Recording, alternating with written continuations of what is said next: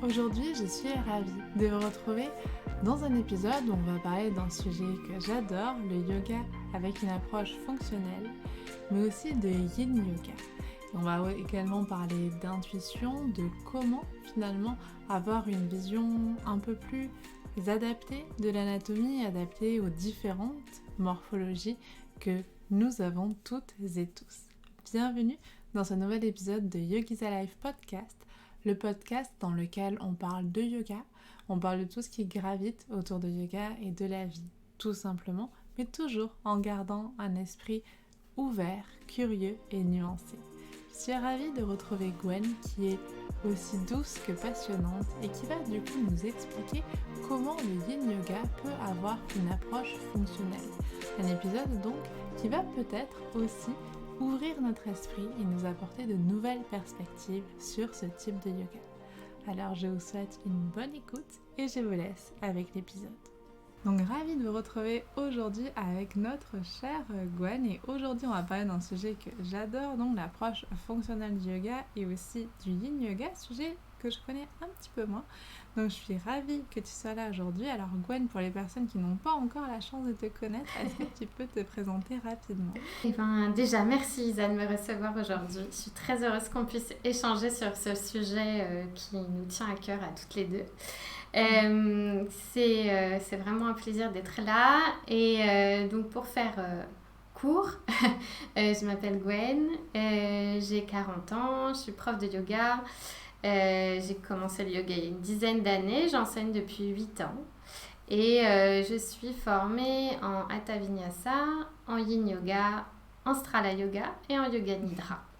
Voilà, pour la petite palette de yoga que j'enseigne. Et là, ce que tu enseignes le plus actuellement, c'est quoi ?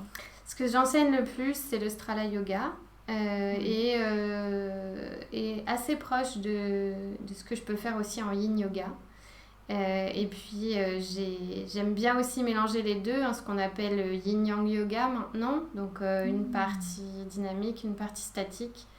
Et pour moi, ce sont deux types de yoga qui se complètent parfaitement bien dans l'idée d'écouter son corps et d'adapter surtout les postures à son propre corps. Donc c'est pour moi le meilleur assortiment entre une pratique dynamique et une pratique statique qui se ressemblent et qui vont dans le même sens. Oui, tout à fait. C'est vrai que moi, le yin yoga, parfois, je pourrais pas faire que ça. J'aime beaucoup, mais je sens que mon corps a besoin d'autre chose. Et c'est exactement ce que tu dis, c'est finalement c'est trouver cet équilibre. Ouais. Oui, et c'est ce qu'on essaye de récupérer finalement quand on fait du yoga. On va essayer de trouver l'équilibre entre la force et la souplesse, entre la flexibilité et la mobilité. Donc on est toujours dans cette recherche d'équilibre en règle générale. Et donc pour moi, c'est une pratique qui s'associe bien à d'autres pratiques et que moi non plus je ne me verrais pas faire que du yin. Après ça peut être on peut ne faire que du yin yoga, mais au-delà de ça avoir une activité physique qui permette aussi de stresser les tissus différemment, de récupérer un peu de renfo, de récupérer un peu de cardio, de faire son petit cocktail à soi pour adapter vraiment, encore une fois, la pratique à l'état, à la période, au corps et puis tout ce qui se passe à l'intérieur. Et c'est vraiment ça, finalement, ce que tu décris là, c'est un petit peu l'approche fonctionnelle. Est-ce que tu pourrais nous en parler un petit peu plus ? Pourquoi aussi est-ce que toi, tu es sensible à cette approche ? Alors, l'approche fonctionnelle, pour moi, elle est à mettre au regard ou en opposition avec l'approche esthétique du yoga. Sachant que pour moi il n'y a pas de bien ni de mal, mais ce qui doit être clair, c'est l'intention dans laquelle on pratique. Donc quelle est l'intention qu'on a quand on fait du yoga ? Est-ce que c'est dans l'objectif de faire le grand écart ou de faire une posture très avancée qui requiert énormément de mobilité et de souplesse ? Et ce qui peut être recevable notamment pour des personnes qui ont un passif particulier, des gymnastes, des danseurs, qui ont physiquement la possibilité d'accéder à ces postures-là et qui serait dommage peut-être de freiner parce que c'est pas forcément ce qui leur convient.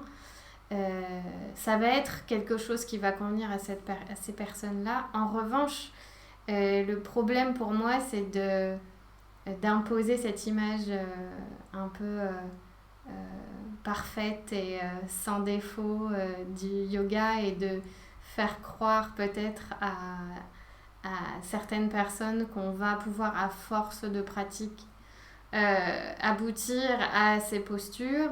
Alors, dans certains cas, ce sera possible, on pourra y arriver parce que le corps est disposé à aller dans cette direction. Pour d'autres personnes, ce sera tout simplement impossible et le fait de chercher à aller plus loin va endommager le corps plutôt que l'amener à progresser.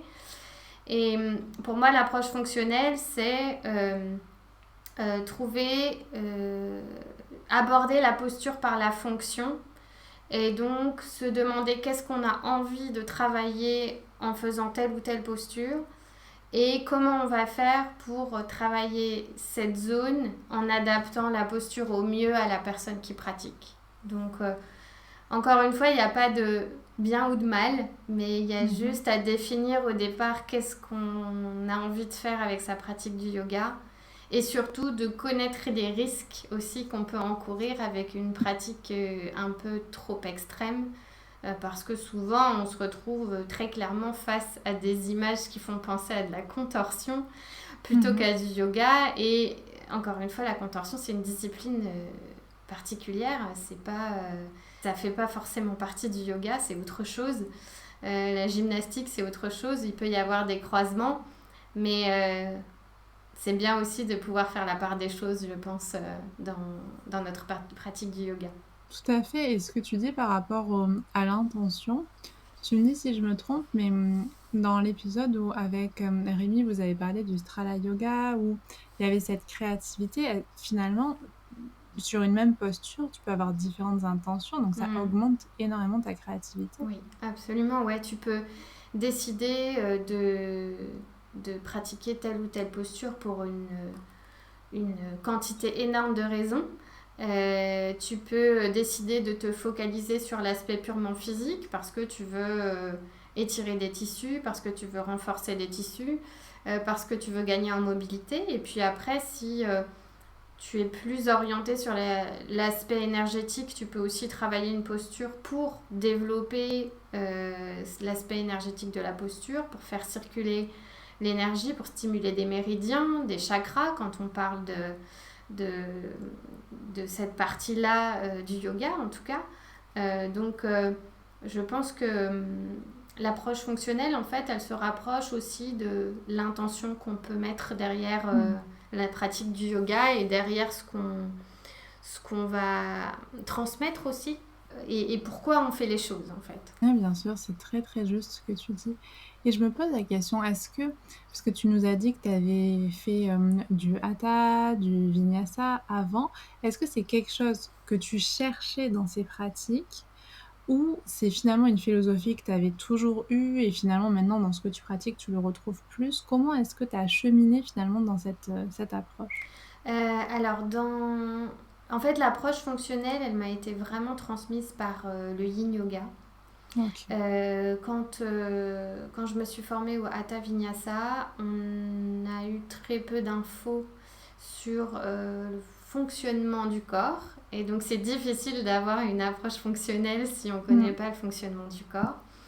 Donc, je sais qu'il y a énormément de formations de yoga qui parfois font l'impasse sur ce sujet. Et je trouve ça un petit peu dommage parce que c'est très intéressant quand on a envie de mettre un petit peu les mains dedans. Après, c'est pas forcément une passion pour tout le monde et on peut aussi vouloir faire du yoga pour d'autres raisons que pour en savoir plus sur le corps. Néanmoins, il y a quand même quelques petites choses qui pour moi sont assez essentielles pour pouvoir développer une pratique qui soit durable et qui soit construite de façon respectueuse du corps. En fait, je suis allée chercher le yin parce qu'il y avait un manquement pour moi à ce niveau-là. Et donc, j'avais besoin vraiment de compléter ma vision des choses et d'avoir plus de connaissances sur l'anatomie, les variations anatomiques, comment le corps humain fonctionne. Et c'est ça aussi qui m'a envoyée ensuite vers d'autres types de yoga, et notamment vers le Strala Yoga, qui va être le penchant dynamique peut-être au Yin Yoga, si on peut le dire. Et en tout cas qui va vraiment s'axer sur cet aspect de différence interpersonnelle où il est important de prendre en compte toutes ces variations pour développer une pratique qui soit réellement à l'écoute et pas juste on a dit qu'on allait écouter le corps et ça s'arrête là. Et je trouve que ce que tu dis est un truc hyper important et je pense qu'il faut qu'on y revienne un petit peu. Il y a du coup cet aspect de c'est important de bien connaître l'anatomie pour pouvoir adapter, pour pouvoir avoir cette approche fonctionnelle. Mais pour vraiment avoir cette approche fonctionnelle, en fait, il faut même aller plus loin finalement, dans l'anatomie et arriver à comprendre exactement ce que tu viens de dire, les différences en fait entre chaque personne. Parce que tu pourrais connaître très bien l'anatomie, mais pour autant, l'anatomie parfois, comme on l'apprend dans les livres ou dans certaines applis, c'est très figé. Oui, absolument. Tu as entièrement raison, Isa. Je pense que, en fait, la clé dans toute cette histoire, c'est pas forcément de connaître l'anatomie humaine par cœur. Ça, on laisse ça aux professionnels du médical et de la science. Pour nous qui sommes professeurs de yoga, je pense que la donnée la plus importante, c'est de savoir que les variations anatomiques existent. Parce que si on nous le dit pas, on s'en rend pas forcément compte. Et c'est un peu contre-intuitif parce que finalement, c'est comme si, alors j'y reviendrai peut-être un peu plus tard, Bernie Clark en parle. Bernie Clark qui est l'un des pas fondateurs, mais en tout cas une des personnes très impliquées dans le développement du yin yoga, dit très justement qu'en fait, on se rend bien compte qu'à l'extérieur, on est différent. On se rend bien compte qu'il y a des grands, des petits, des minces, des personnes plus corpulentes, des proportions de mains, de bras, de jambes qui varient, des couleurs de cheveux, des couleurs d'yeux. Et pour autant, on a l'impression, on part du principe qu'on est tous faits pareil à l'intérieur. Et ça, c'est une erreur. Et sauf que si on ne met pas le doigt dessus, c'est comme si effectivement on restait sur les rudiments qu'on a pu apprendre à l'école avec notre squelette qui est tout le temps le même parce que en fait c'est un moulage d'une seule et même personne et il n'y a pas malheureusement de variété entre les squelettes qu'on utilise pour faire apprendre l'anatomie quand on utilise ce genre de support. Donc c'est vrai que c'est pour moi quelque chose qui n'est pas assez mis en avant et qui pourtant pourrait débloquer vraiment énormément de choses, que ce soit dans la façon d'enseigner le yoga et aussi dans la façon de pratiquer le yoga, parce que ça amène aussi beaucoup d'indulgence envers soi, de comprendre pourquoi on ne peut pas réaliser cette posture et pourquoi la meilleure chose à faire, c'est de ne pas forcer pour y arriver, mais plutôt de se dire ok, là je suis arrivée au bout, j'ai atteint mes limites, donc peut-être qu'au lieu de continuer à taper contre un mur pour pouvoir à tout prix faire le grand écart facial parce qu'on nous a dit que ça serait possible de le faire si on pratique beaucoup, beaucoup, beaucoup, c'est ça qui va mener à une espèce de maltraitance du corps, une espèce de violence qu'on peut avoir aussi envers son corps. Alors que juste cette petite compréhension de se dire qu'effectivement on est tous différents à l'intérieur, ça amène à beaucoup plus de respect de soi et puis de respect sans être frustré. Parce que ça peut aussi être parfois frustrant de se dire qu'on n'y arrive pas, qu'on ne peut pas faire cette posture ou qu'on ne comprend pas pourquoi. Et pourquoi mon voisin de tapis arrive à faire cette posture et moi j'y arrive pas. Donc ça rétablit un petit peu plus de raison dans ce qu'on fait, je trouve. Oui, totalement. Et du coup, tu parlais du yin yoga. Est-ce que tu retrouves justement cette approche fonctionnelle dans le yin yoga? Oui, alors le yin est basé vraiment à 100% sur l'approche fonctionnelle, dans le sens où on va essayer de trouver euh, une version d'une posture qui soit propre à chacun, de Mmh. s'adapter à la morphologie, de s'adapter à l'histoire du corps, à la biologie du corps de chaque personne, pour pouvoir en tirer le maximum de bénéfices. Donc on va être dans une pratique qui est statique, dans laquelle les postures sont maintenues entre 3 et 5 minutes, grosso modo. Et on va chercher à éviter au maximum l'inconfort, parce que notre finalité, c'est que le corps puisse se relâcher. Si le corps se relâche, on peut sortir les muscles de l'équation et aller cibler des zones plus profondes, les articulations et tous les systèmes qui entourent les articulations, ligaments, le fascia dont on parle beaucoup, et le fascia qui a besoin de temps pour bouger, parce que c'est une structure qui est, on va dire, presque plus yin que yang. Donc, on va utiliser le confort maximal dans chaque posture pour amener le corps à se détendre. Et donc souvent dans le yin yoga, on a l'impression qu'on ne fait pas grand-chose, que juste on attend que ça se passe, parce qu'on s'est installé dans une posture et puis on va y rester, respirer.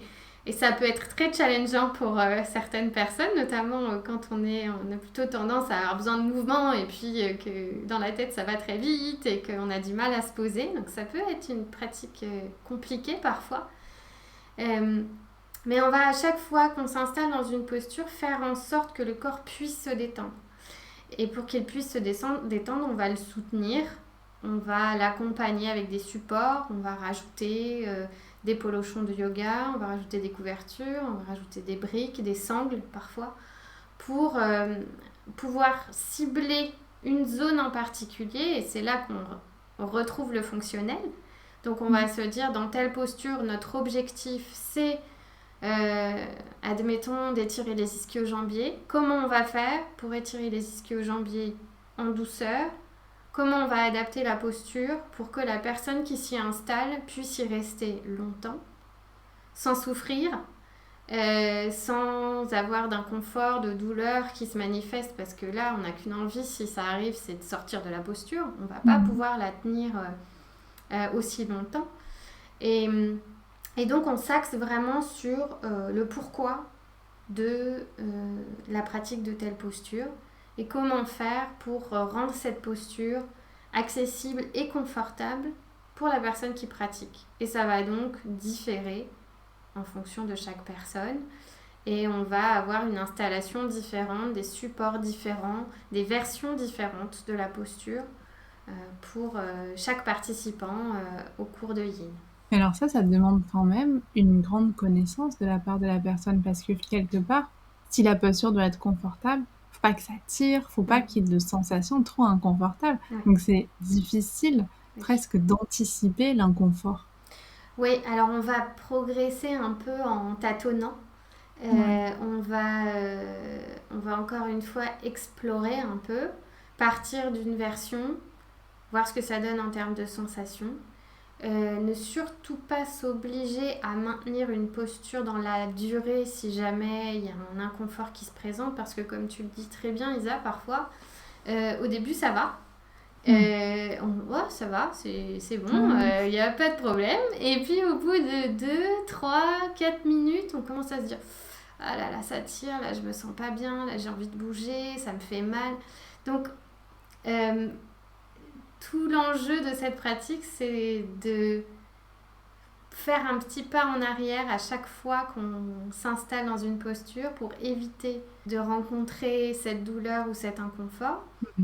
Quand l'inconfort est supportable, entre guillemets, parfois une sensation d'étirement, on ne sait pas trop dire si c'est confortable ou pas confortable. C'est une sensation en fait. Et tant qu'il n'y a pas de douleur associée, finalement, l'inconfort parfois peut être intéressant parce qu'on va aller stimuler peut-être un peu plus en profondeur certains tissus. On va juste essayer de s'éloigner au maximum de la douleur, parce que là, le signal du corps est suffisamment fort pour qu'on l'écoute vraiment d'une façon immédiate. On se dit, la douleur, c'est pas possible. Donc, c'est comme si, en fait, on utilise souvent cette image-là, c'est comme si on s'approchait très progressivement d'une falaise, et donc tu te retrouves au bord de la falaise, tu as le vide. Si tu t'approches trop près, tu vas faire un grand pas en arrière, assez violent parce que tu te seras pris une sacrée frousse. Là, en fait, on essaye de s'approcher suffisamment lentement du bord pour ne pas générer ce stress. Et puis surtout, une fois qu'on a vu ce qui se passait au bord, peut-être de faire quelques pas en arrière pour limiter la pression, le stress, l'angoisse d'une une sensation désagréable comme ça, qui est imagée avec cette métaphore de la falaise, mais qu'on peut bien ressentir dans le corps parfois. Et puis, on a aussi la façon dont le corps fonctionne en général, c'est-à-dire que si on essaye d'étirer un tissu qui est contracté, ça ne marche pas. Donc, avant d'étirer, il faut d'abord détendre. Et ça aussi, c'est quelque chose qu'on apprend peu. On a tendance à étirer comme des forcenés et à se dire que pour être efficace, pour gagner en souplesse, il va falloir forcer, il va falloir se faire mal. Et en fait, c'est tout l'inverse qui va se produire.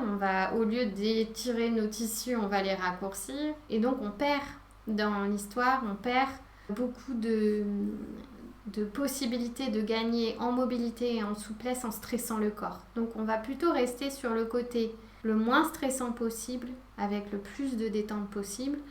Sinon, on bascule dans l'inverse total, l'opposé total de ce qu'on cherche à faire. Oui, mais ce que tu décris, c'est très, entre guillemets, contre-intuitif. C'est-à-dire que de détendre.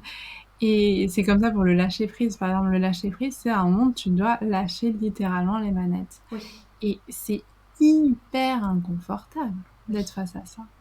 Oui, c'est compliqué. C'est compliqué parce que, comme tu dis, c'est contre-intuitif. Néanmoins, quand on commence à expliquer un petit peu plus comment ça se produit, ça prend plus de sens. Donc, on commence à comprendre pourquoi c'est intéressant vraiment mécaniquement d'agir de la sorte.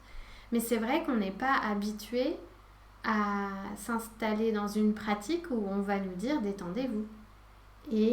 Et donc c'est compliqué à la fois pour le corps parce que parfois le corps est tellement pétri de tension qu'on s'en rend même plus compte, on sait même pas qu'elles sont là. Donc peut-être qu'on va les découvrir justement au fur et à mesure de la tenue d'une posture, parce qu'au début tout allait bien, c'est l'état normal, c'est l'état quotidien, donc finalement on fait avec. Et puis au bout d'un moment, il y a des petites choses qui se posent, ça se décante, ça finit par se manifester d'une façon un petit peu plus intense. Donc les tensions, on finit par les récupérer. Et donc, qu'est-ce qu'on fait de ces tensions, quoi ? Comment on fait pour se détendre ? Comment on fait pour lâcher ? C'est un processus qui peut être plus compliqué qu'on ne le pense, en se disant que finalement le yin c'est facile, on s'installe dans une posture, on reste sans bouger, c'est les doigts dans le nez quoi. Et c'est finalement parfois un petit peu plus compliqué que ça. Et ça peut être très inconfortable, tu le disais. Hein. Ça dépend des gens, et ça dépend des phases de la vie aussi, ça dépend de l'état dans lequel tu es quand tu pratiques.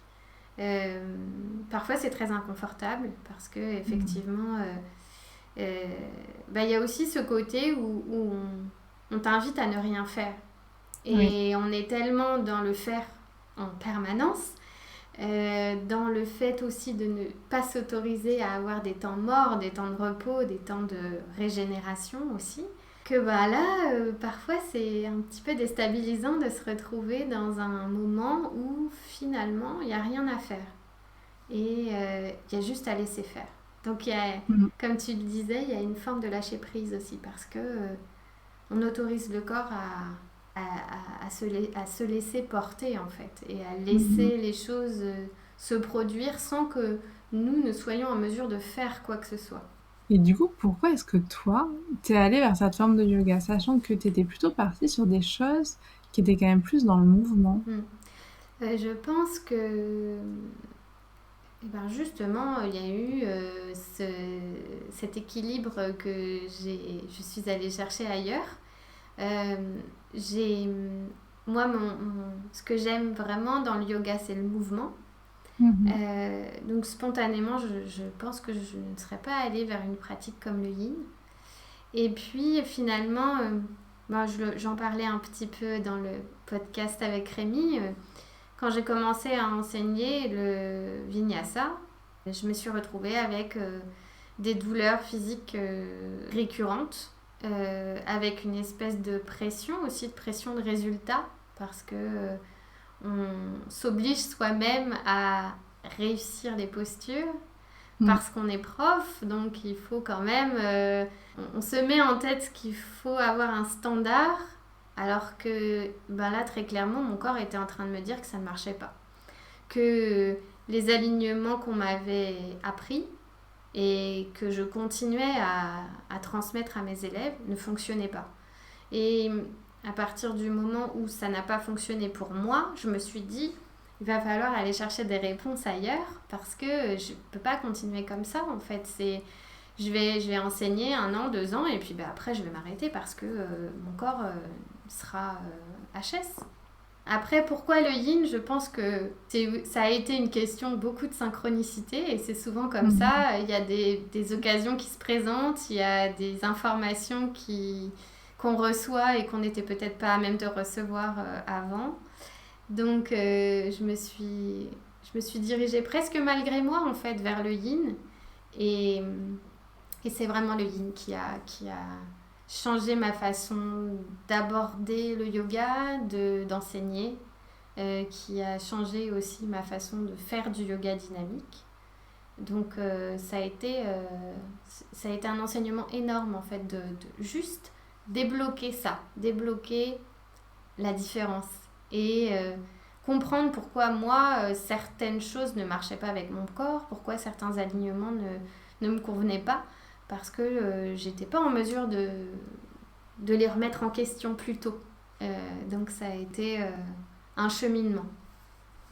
Et cette approche fonctionnelle, du coup, si je comprends bien, tu l'as eue dans ta formation de yin yoga. Ouais, ouais, ouais. J'ai eu une formation, j'ai eu la chance de suivre une formation qui était extrêmement axée sur l'anatomie Mm. fonctionnelle. Et, ça a été d'une richesse incroyable pour euh, la... C'est comme si on ouvrait une nouvelle porte. Donc vraiment, vraiment énorme comme nouvelles options, nouvelles possibilités, nouvelles compréhensions. Et, et de toute façon, sans cette compréhension du corps, la pratique du yin devient hyper compliquée parce que Mhm.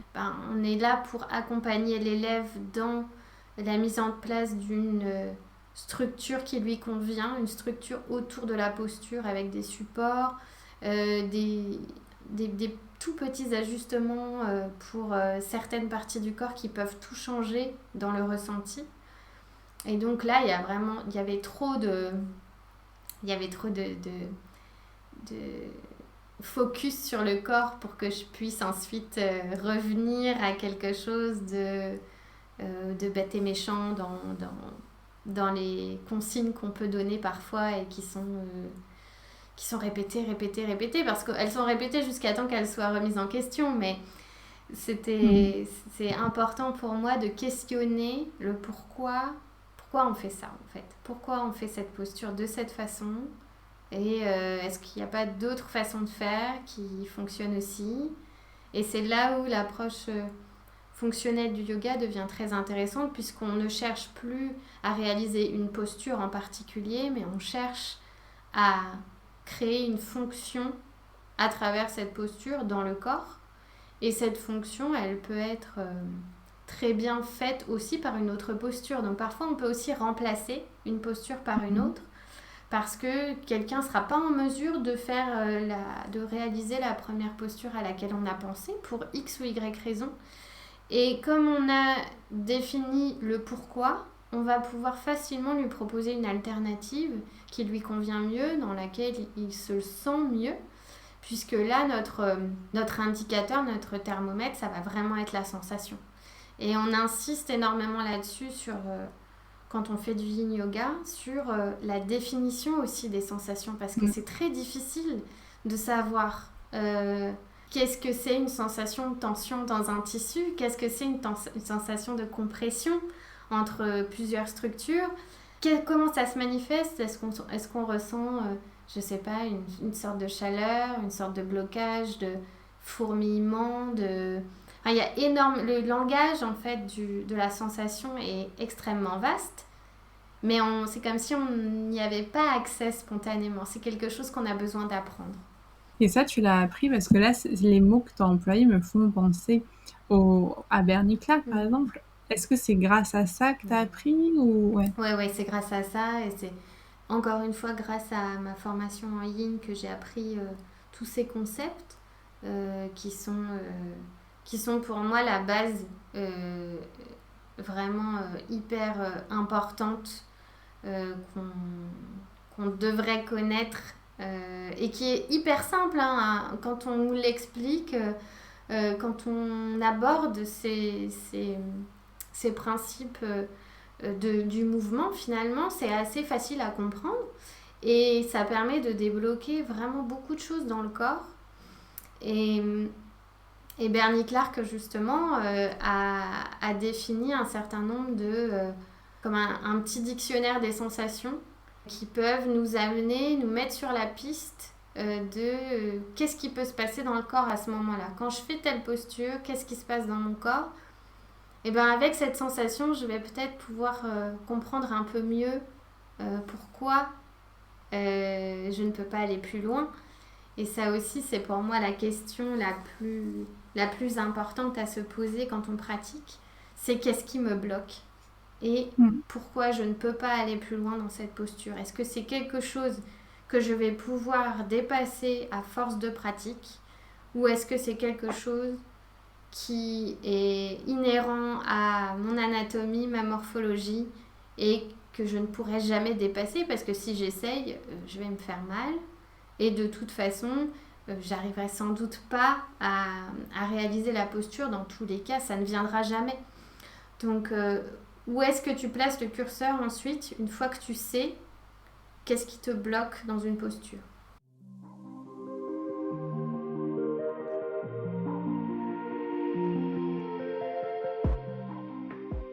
Donc, il y a un grand travail de pédagogie dans ce que tu me dis par rapport à ton enseignement. Oui, alors c'est ce que j'essaye de transmettre moi à travers mes cours de yin, mais parce que aussi c'est quelque chose qui m'intéressait énormément et qui me touche aussi, parce que j'ai envie vraiment de faire comprendre autant que je le peux à mes élèves que y a certaines choses qu'ils ne pourront pas faire et que ça n'est pas grave, et qu'il y a certaines choses que moi, prof, je ne peux pas faire et que ça n'est pas grave, et que ça ne va pas changer la face du monde, et qu'ils peuvent tout à fait vivre comme il faut sans savoir faire certaines postures, ou ce n'est même pas une question de savoir-faire, mais de réussir, entre guillemets, à faire une posture, parce que le corps ne permet pas d'y aller, quoi. Je pense que moi, j'ai tendance à axer vraiment beaucoup mes cours de yin sur cette forme de pédagogie et sur l'idée de faire comprendre ce qui peut se passer dans le corps de chacun, en suggérant ce qu'on peut ressentir parfois dans cette posture et pourquoi on ressent ça. Alors, je suis évidemment très loin d'avoir réponse à tout et parfois je ne sais pas, et du coup je vais juste dire que je ne sais pas et que je vais peut-être pouvoir aller me renseigner et creuser un petit peu plus le sujet parfois en trouvant une réponse, mais parfois je ne peux pas forcément trouver de réponse. Mais en tout cas, pour moi, c'est vraiment intéressant d'aborder les choses sous cet angle-là pour, encore une fois, amener les gens à être un petit peu plus doux avec eux-mêmes et un peu plus compréhensif avec leur corps, et aussi de se rendre compte que leur corps est capable de faire des trucs incroyables, et que se focaliser sur ce qu'ils peuvent pas faire parce que structurellement c'est impossible, bah c'est dommage, parce que c'est passé aussi à côté de toutes les super choses que le corps peut faire par ailleurs. Donc moi je vais beaucoup aborder le yin sous cet angle-là. Après on peut aborder le yin sous beaucoup d'autres aspects, notamment sous l'aspect énergétique et tout ce qui est lié au méridien de la médecine traditionnelle chinoise. Après, moi, c'est moins mon point fort. Je suis pas encore arrivée jusque-là. Donc, j'ai moins de facilité à aborder ce genre de thématiques, et je me concentre plus sur le corps. Mais on peut aussi enseigner le yin de beaucoup de façons différentes. Je trouve que c'est hyper important que tu partages ça parce que moi, tu vois, je vais être tout à fait honnête, j'aurais pas mixé le yin yoga avec l'approche fonctionnelle. Je sais pas si tu vois, c'est-à-dire que pour moi, c'était plus justement une approche presque poétique, philosophique, très dans les méridiens, dans l'énergétique. Et je trouve que c'est très précieux ce que tu partages là, parce que moi, par exemple, bah, ça me donne aussi envie d'envisager le yin un petit peu autrement, parce que j'avais pas du tout perçu cette part-là du yin.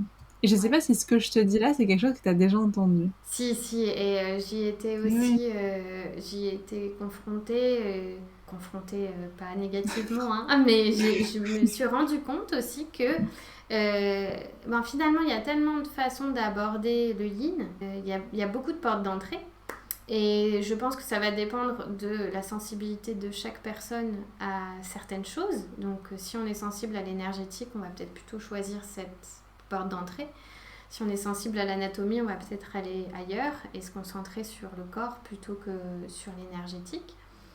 Je pense que j'ai eu la chance aussi de rencontrer une prof qui a abordé l'aspect fonctionnel du yin, et qui pour moi a été d'une richesse incroyable, et qui m'a aussi forcément mise plus sur la voie du fonctionnel que de l'énergétique. Et puis en fait je trouve ça parfois, ça me surprend en fait parce que j'ai mon énorme biais qui fait que j'ai appris comme ça, et j'enseigne de cette façon-là, donc j'ai l'impression que tout le monde fait la même chose, mais ça n'est absolument pas le cas. Et je constate effectivement qu'on a tendance à mettre de côté peut-être plus facilement le côté fonctionnel dans le yin, et à plutôt se concentrer sur l'aspect énergétique. Ce qui pour moi pose quand même un petit problème, parce que comme on va rester longtemps dans des postures, et s'il y a une douleur qui se crée, s'il y a un inconfort qui se crée, qu'on va pouvoir peut-être absorber dans une pratique dynamique, parce qu'on va passer rapidement à la suite, et qu'on va être dans l'impossibilité totale d'absorber dans une pratique statique. Donc pour moi, c'est quand même très important d'avoir un socle anatomique et fonctionnel assez présent, et puis de peut-être ensuite dévier et d'aller incorporer d'autres choses à cette espèce de base. Mais en tout cas moi, quand j'ai appris le yin, quand je me suis formée au yin, c'était clairement une base corporelle, fonctionnelle, et ensuite un cheminement énergétique à travers les principes de la médecine chinoise, que j'ai eu plus de mal à incorporer moi dans ma pratique, mais qui est présent et qui peut aussi compléter le yin. Et tu vois, c'est marrant, parce que finalement Bernie Clark a été l'auteur de livres extraordinaires sur les variations anatomiques, sur l'anatomie en général, et lui il est professeur de yin yoga. Donc c'est bien que l'aspect fonctionnel, l'aspect physique fait partie intégrante du yin, et se retrouve être parfois peut-être un peu chanté par d'autres approches. Mais en tout cas, dans mon enseignement à moi, l'approche fonctionnelle est très importante, et c'est ce que j'essaye de transmettre autant que je le peux. Mais c'est hyper intéressant ce que tu dis parce que moi, justement, ça m'a surprise. C'est-à-dire que j'ai acheté les bouquins de Bernie Clark parce que justement, j'étais intéressée par cette approche fonctionnelle et je trouve que il explique très bien les variations anatomiques, etc. La façon dont il définit aussi certains termes, dont il emprunte certains termes, notamment le concept d'antifragilité qui est attribué à Nassim Taleb, mais du coup qu'il l'applique au yoga. Ça me parle énormément parce que j'avais lu le bouquin de Nassim Taleb et je pense que c'est un des concepts qui m'a le plus parlé et qui me parle le plus dans ma vie ces dernières années, on va dire. Et j'ai été très surprise. Je me suis dit, mais comment ça se fait qu'il soit prof de yin? Tu vois, pour te dire à quel point c'était ancré en moi. Parce que finalement, moi, ce qui me fait peur un peu dans le yin yoga, c'est un petit peu ce que tu as expliqué tout à l'heure, c'est qu'il y a un tel relâchement qu'au final, tu es sur tes articulations. Oui, et c'est pour ça que parfois je me dis que certaines... Alors je me trompe peut-être, hein, mais j'ai parfois l'impression que certaines personnes sont attirées par le yin et notamment par l'enseignement du yin parce que, entre guillemets, c'est simple. Mm. Il n'y a pas beaucoup de postures, les postures sont tenues longtemps donc on n'a pas besoin de mettre beaucoup de postures pour faire un cours. Moi, dans un cours de yin, je vais aborder peut-être 5 ou 6 postures en 1 heure. Mm. Parce qu'on a la posture en elle-même, mais on a surtout tout le temps d'installation. On a aussi tout le temps de sortie de la posture. On a toutes les postures de compensation qu'on va retrouver entre chaque posture pour retrouver l'équilibre dans les sensations, pour retrouver l'ouverture quand on a fermé ou la fermeture quand on a ouvert. Et parfois, on fait l'impasse, j'ai l'impression, sur le côté fonctionnel. Et je trouve ça parfois un peu délicat parce que, comme tu le dis, on est sur nos articulations. Et si on n'est pas bien installé, on peut générer plus de mal que de bien, avec toutes les bonnes intentions du monde, parce qu'on s'est dit qu'un cours de yin, ça allait nous faire du bien, ça allait nous détendre. Oui, il y a de la détente, mais il y a aussi beaucoup de travail en profondeur qui se fait pendant qu'on est en train de se détendre, en fait. C'est pas comme si on était en train de rien faire du tout. Pendant que nous, on fait rien, notre petit corps, lui, est en train de faire des trucs assez incroyables à l'intérieur. Donc, c'est pour ça que je trouve que aborder le yin sous l'approche fonctionnelle permet d'éviter autant que possible les écueils dans lesquels on peut tomber en disant que voilà, vous vous installez dans la posture, vous restez dans la posture 5 minutes et puis hop, c'est réglé quoi. Alors qu'il y a quand même beaucoup de pincettes à apprendre et beaucoup d'informations à donner en amont pour guider au mieux l'élève vers la posture, la version qui lui convient. L'inviter à changer de posture si ça ne convient pas, l'inviter à ajuster, à adapter aussi, parce que ça peut être au milieu d'une posture, comme on le disait juste avant, qu'on va ressentir quelque chose qui cloche. Et si le corps nous envoie une info comme ça hyper soudaine et violente, c'est qu'il ne faut pas rester dans la posture, il faut faire autrement. Bien sûr. Non, mais c'est tout à fait juste. Et c'est vrai que c'est une pratique passive quelque part. C'est-à-dire qu'on est vraiment sur quelque chose de passif. Mais du coup, qu'est-ce qui se joue le plus en yin? Est-ce que c'est le relâchement musculaire? Est-ce que c'est plutôt le nerveux, le système nerveux qui se met en place? Ou est-ce que c'est les deux? Est-ce que tu peux nous éclairer un petit peu là-dessus? Il y a les deux, effectivement. Il y a un petit peu tout qui se joue parce que finalement, tout peut être un facteur bloquant dans une posture. Et finalement, dans le yin, on va aller chercher et stimuler, entre guillemets, même si la stimulation parfois est passive, comme tu le disais. Donc, on n'est pas obligé de bouger pour stimuler. On peut aussi stimuler en étant immobile. Et d'ailleurs Bernie Clark l'explique très bien, il y a énormément de systèmes qui peuvent créer des blocages et donc on va penser aux muscles spontanément parce que c'est ce qu'on a de plus palpable, mais on a aussi tous les systèmes, les tissus qui sont là pour maintenir les articulations. On a le système nerveux qui peut bloquer, on a le système endocrinien qui peut bloquer, on peut se retrouver bloqué par de l'inflammation. On peut se retrouver bloqué parce qu'on a du tissu cicatriciel à un endroit qui va aller tirer à un autre endroit.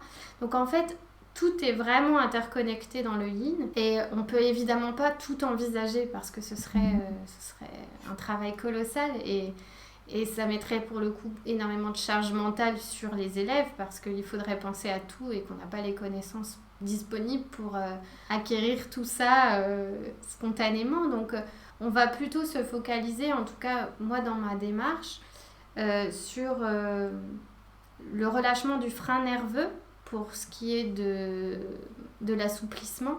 Donc ce que je te disais au début de notre session, cette espèce d'image de la falaise.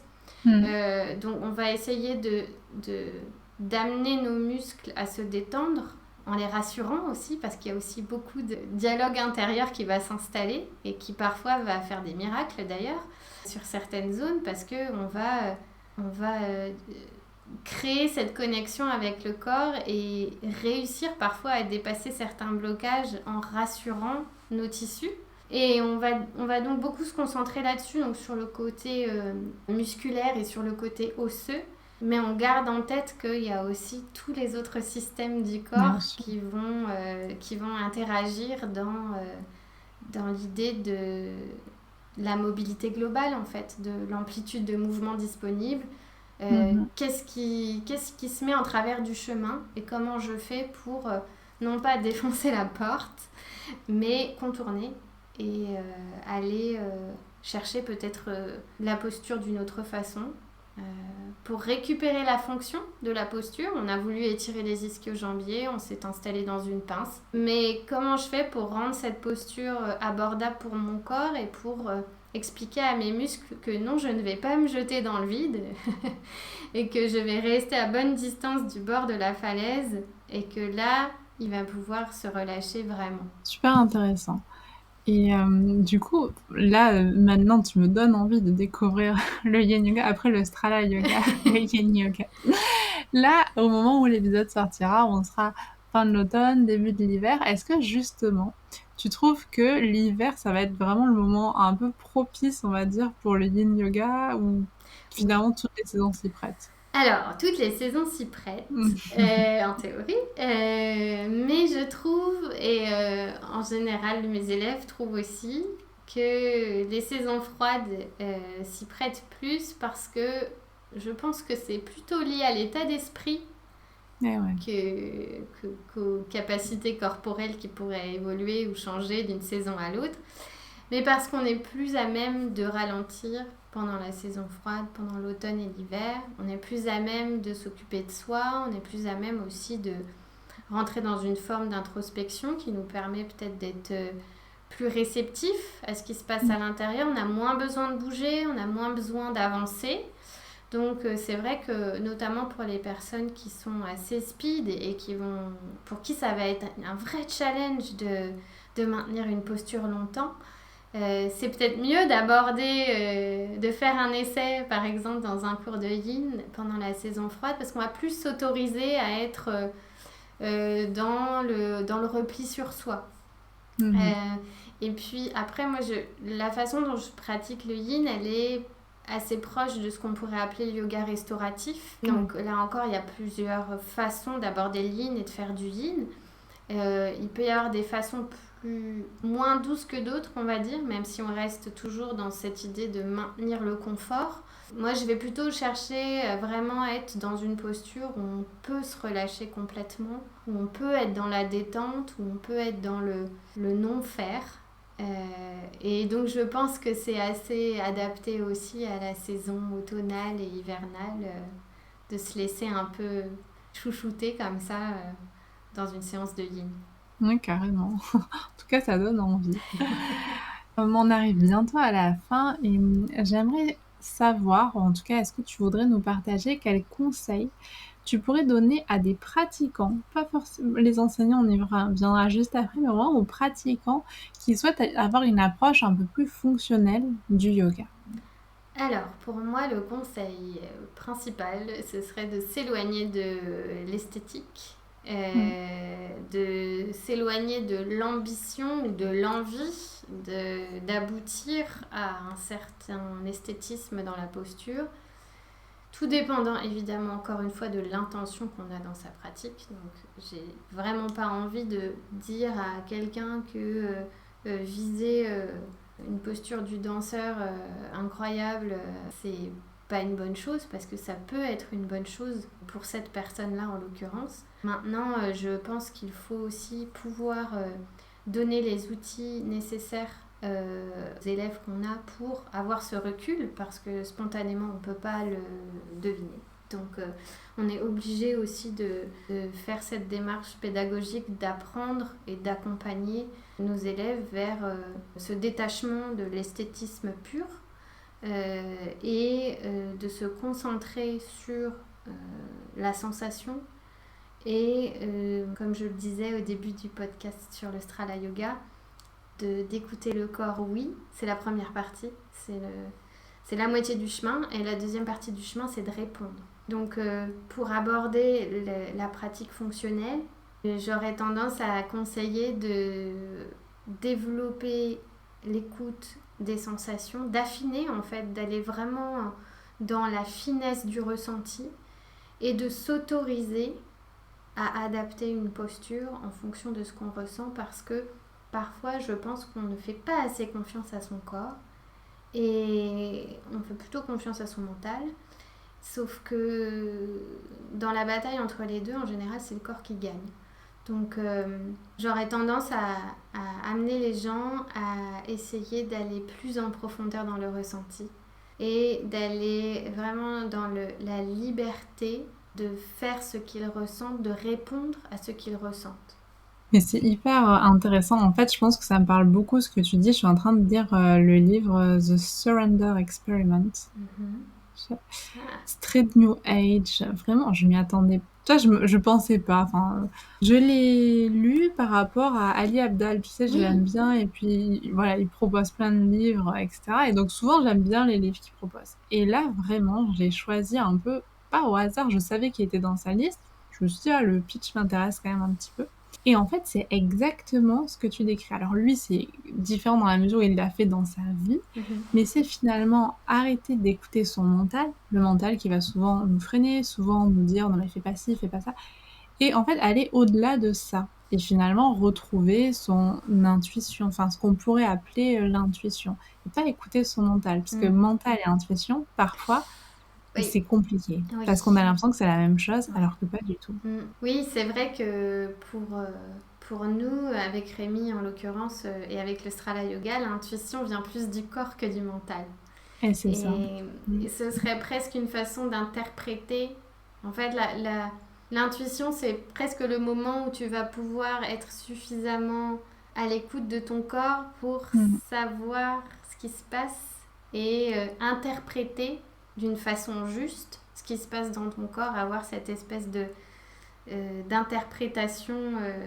C'est comme si tu avais ton petit traducteur, quoi. Comment tu fais pour avoir un traducteur efficace qui te fasse passer les messages du corps vers le mental et qui révèle un petit peu plus ton intuition, là où tu as tendance à imaginer que peut-être l'intuition c'est 100% dans la tête, alors que c'est plus dans le corps que dans la tête. C'est très souvent dans le corps, mais même pour des décisions, même en dehors du tapis. C'est-à-dire que, tu sais, les expressions, j'ai le cœur qui se serre, j'ai les tripes qui se serrent. En fait, en fait, ton corps te parle, mais le mental est tout le temps en train de blablater. Et le problème, c'est qu'on a plus tendance parfois à écouter ce mental que ce que tu expliques dans la pratique de l'approche fonctionnelle. Quand tu dis apprendre à se faire confiance, oser adapter, en fait, c'est comme si quelque chose cachait ça au fur et à mesure. Oui, c'est exactement ça. On en revient aussi au principe fondamental du yoga, qui est de calmer les fluctuations du mental. Et oui, de calmer ce blabla qui est assourdissant et qui nous empêche vraiment de nous connecter à nous-mêmes.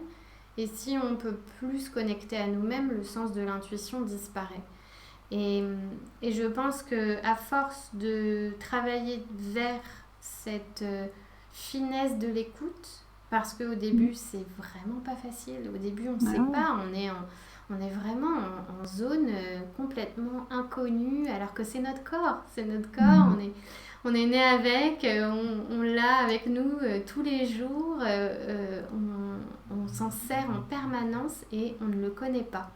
Donc c'est aussi une façon quelque part de faire les présentations entre son corps et son esprit et dire bah voilà, le corps, mon corps à moi il est comme ça en fait. Et à partir du moment où j'intègre qu'il est comme ça, je vais aussi pouvoir intégrer ses limites, mais aussi via les limites ses capacités. Je vais pouvoir intégrer tout ce qu'il est capable de faire et tout ce qu'il vaut mieux laisser de côté. Et je vais pouvoir me diriger d'une façon peut-être un petit peu plus douce dans l'activité physique, mais pas que, hein, parce que comme tu le disais, l'intuition, c'est tout le temps. C'est tout le temps.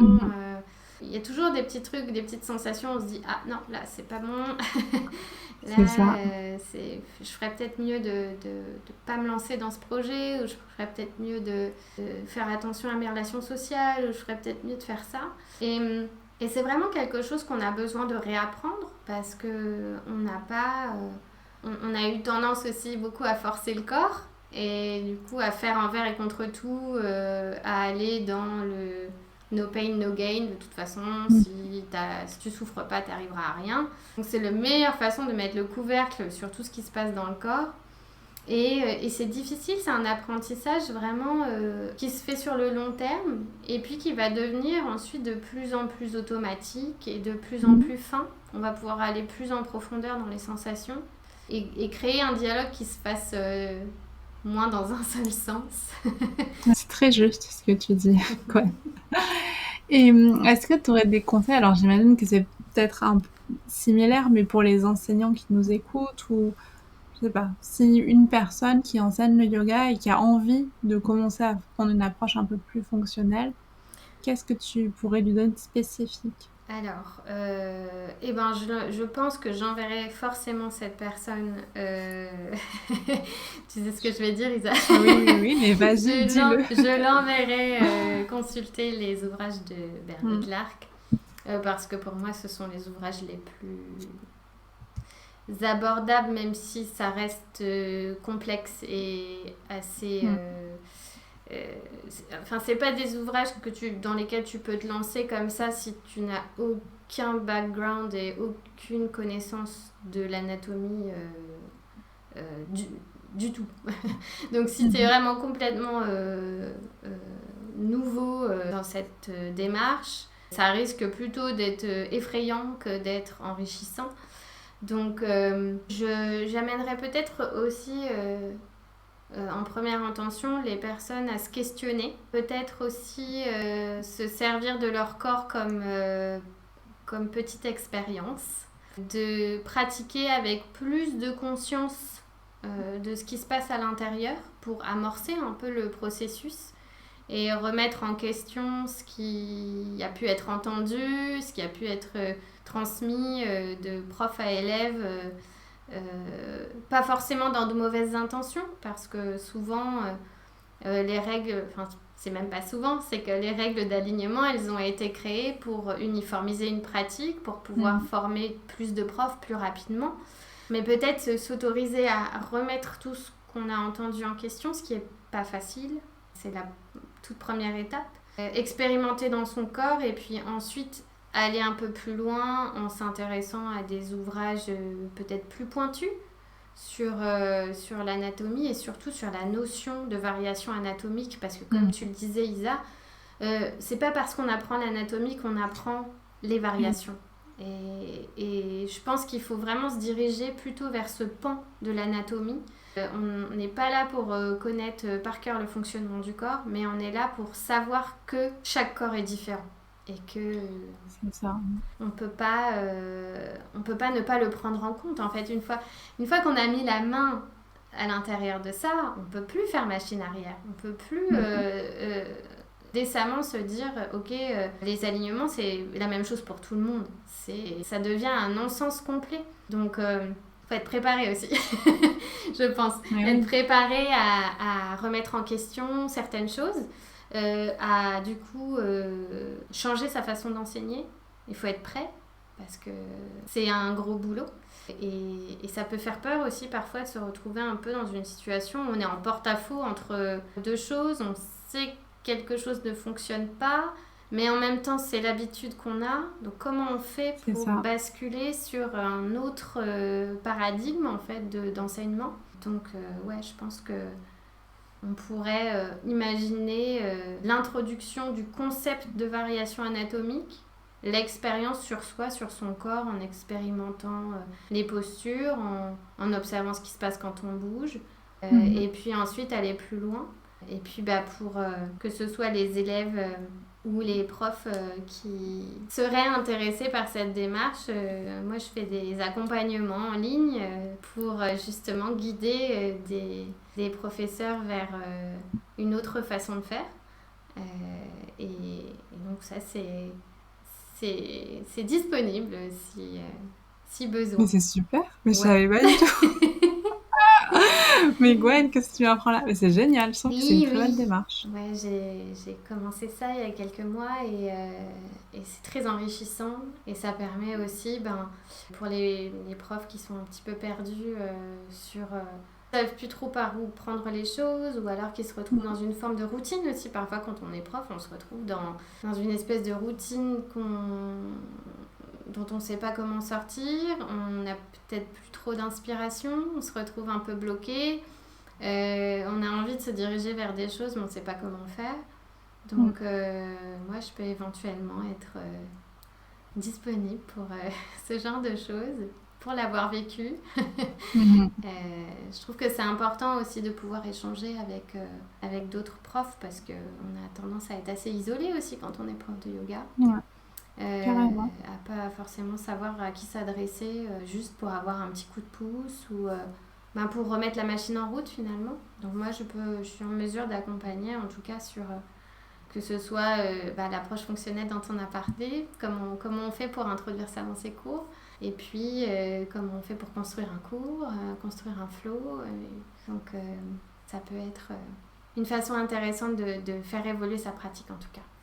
Ouais, exactement. Et d'autant plus que aujourd'hui, le yoga s'est tellement démocratisé qu'on a différents types de corps, c'est très bien, hein, mais différentes aussi problématiques qui viennent sur le tapis, peut-être qui étaient un peu moins présentes avant, ou en tout cas pas de façon autant, comment dire, visible. Tout le temps en fait, visible, etc.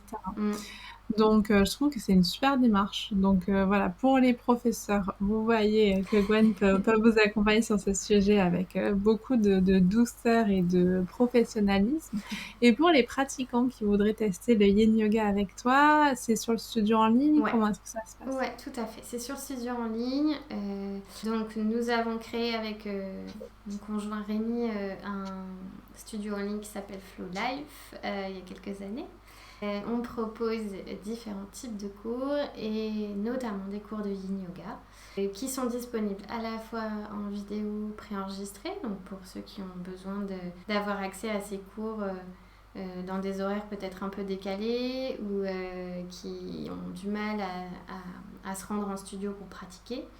Et puis on a aussi voulu créer des cours en live, donc qui sont dispo sur Zoom. On a un cours par jour quasiment, tous les jours, sauf le lundi.